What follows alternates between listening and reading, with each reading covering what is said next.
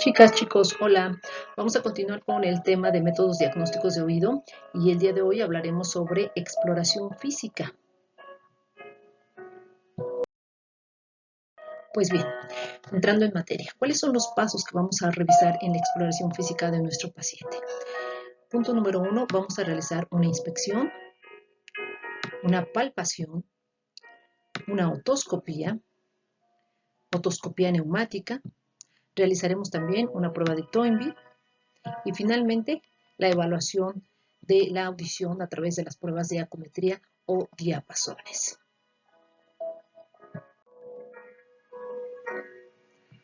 Hablando de la inspección. Desde el momento en que empezamos a revisar a nuestro paciente antes de tocarlo, debemos de darnos cuenta si cuenta con ambos pabellones auriculares, si tiene alguna malformación, alguna neoformación en alguno de sus pabellones que nos orienten a el diagnóstico. El siguiente paso, como les había mencionado, es la palpación. ¿Y en la palpación qué vamos a hacer? Bueno, pues vamos a traccionar suavemente nuestro pabellón auricular en busca de dolor, que como veremos más adelante es un signo patognomónico de patología de oído externo como es la otitis externa. Otro punto a revisar es la presión suave del trago en busca de dolor. Normalmente ningún paciente refiere dolor al realizar cualquiera de estas presiones. Después palparemos lo que es la mastoides, recordando que la mastoides forma parte del oído medio y a ella tenemos que revisarla, tocarla suavemente en busca de cambios en la coloración, cambios en la temperatura, aumentos de volumen que nos traduzcan patología de oído medio. Y finalmente tenemos que valorar la articulación temporomandibular, la cual se encuentra en la parte anterior de nuestro conducto y tiene una relación anatómica importante con el oído externo. De ahí que muchas veces los pacientes acuden al consultorio refiriendo otalgia o incluso acúfeno proveniente de la articulación temporomandibular sin que necesariamente sea el oído el enfermo.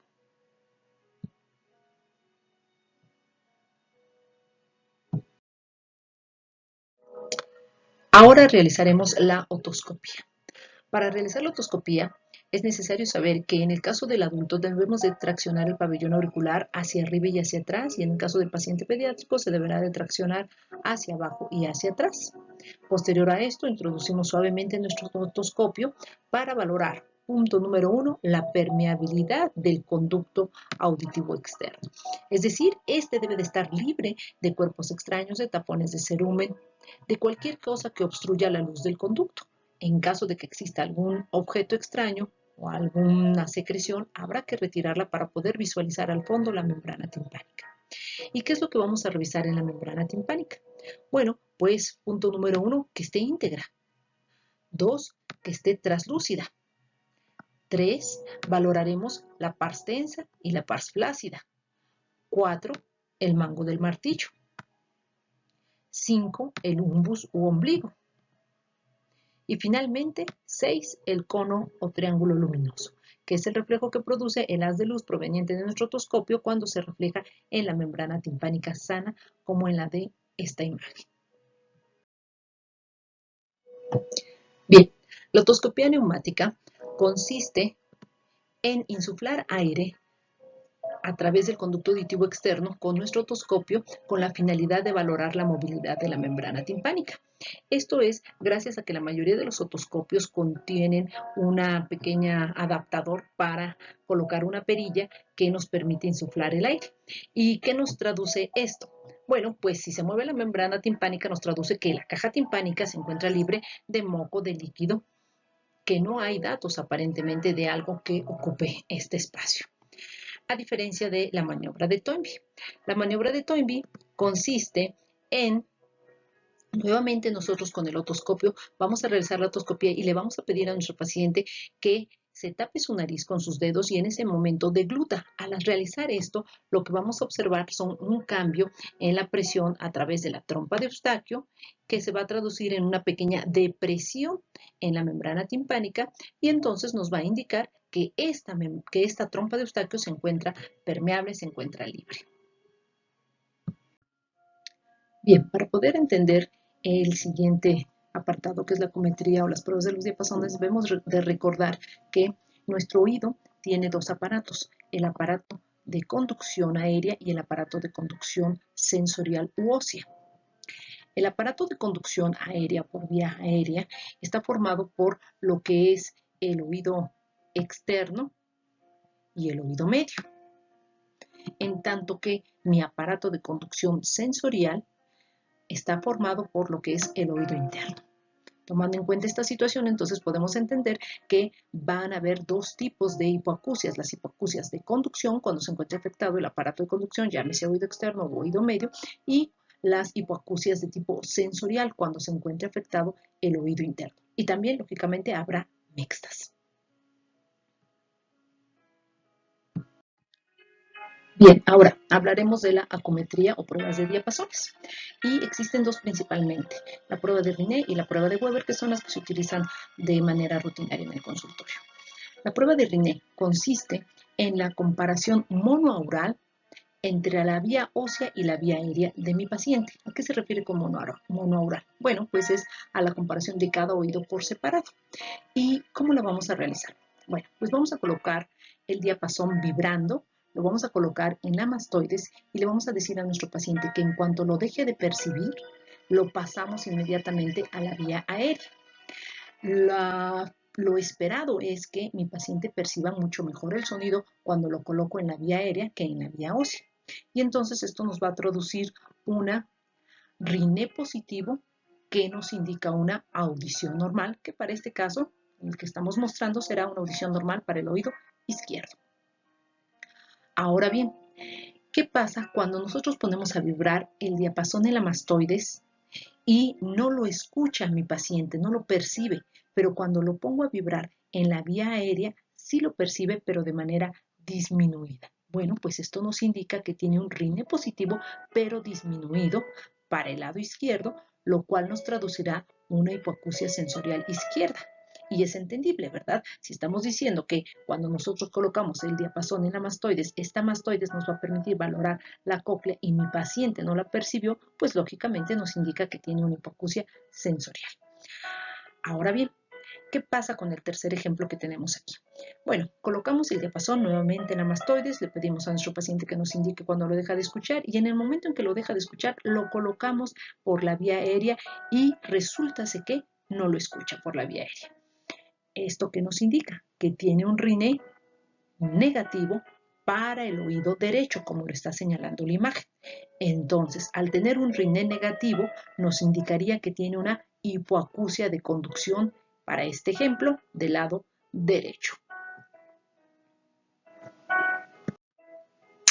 Ahora bien, la prueba de Weber. La prueba de Weber consiste en la comparación binaural de la vía ósea, es decir, que vamos a comparar al mismo tiempo la transmisión del sonido, cómo llega a través de los huesos del cráneo a las cócleas. Entonces, consiste en poner a vibrar el diapasón, lo colocamos en la línea media, en la cabeza. Cuando mi paciente no lo percibe en la cabeza, bueno, podemos buscar algún otro punto medio, como puede ser lo que es la raíz nasal, el mentón o incluso los dientes.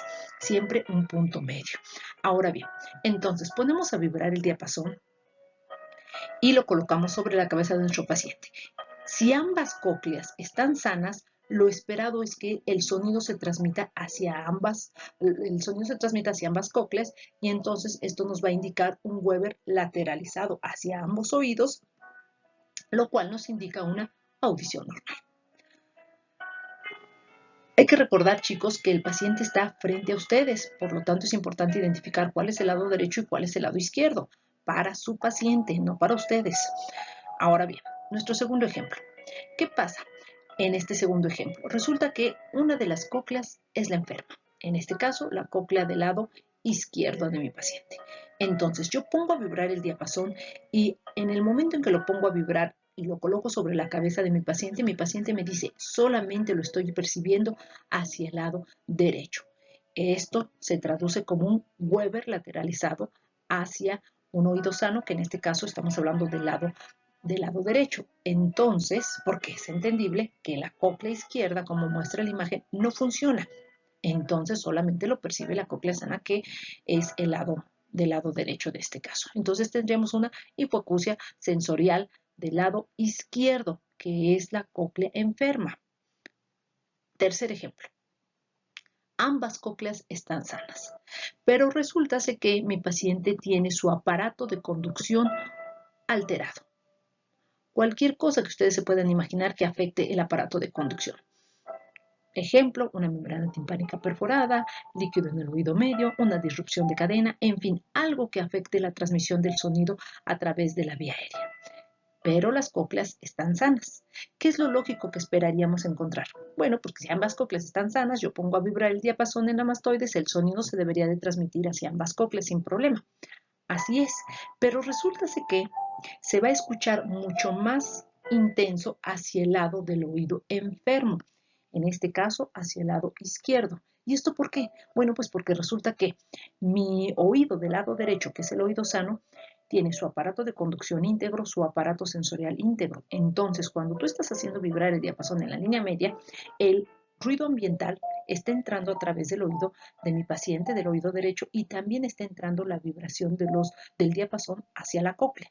Entonces están entrando todos estos sonidos. En tanto que del lado izquierdo, que tiene el aparato de conducción afectado, no está percibiendo el ruido ambiental, el ruido exterior, y lo único que está llegando con mayor fuerza es el sonido a través de los huesos del cráneo hacia la cóclea de ese lado. No sé si me doy a entender. Bueno, esto nos indica que es un Weber lateralizado hacia el oído enfermo en hipoacusias conductivas, para este ejemplo, del lado izquierdo. Pues bien, chicos, recuerden que es importante entender las cosas, no memorizar. Es importante entender cuál es el aparato de conducción, cuál es el aparato sensorial para poder razonar lo que yo espero encontrar en los diapasones de mis pacientes. Con esto terminamos el apartado de hoy de exploración física. Espero que haya quedado claro. Cualquier cosa, pues ya saben que estoy a sus órdenes. Pueden darme sus comentarios y nos vemos en nuestra siguiente plática. Gracias.